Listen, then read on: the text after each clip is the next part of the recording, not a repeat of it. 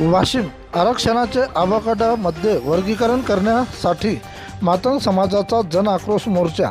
वाशिम जिल्ह्यातील तमाम मातंग समाज बांधवांच्या वतीने अनुसूचित जातीच्या 13% आरक्षणाचे अबकाटामध्ये वर्गीकरण तत्काळ लागू करण्यात यावे, त्याकरिता जन आक्रोश मोर्चाद्वारे जिल्हाधिकारी यांना निवेदन दिले।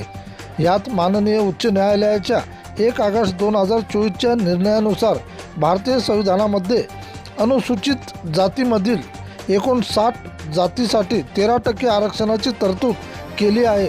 या आरक्षणाचा लाभ 58 दुर्लक्षित जातींना मिळत नसल्याचे लक्षात आले।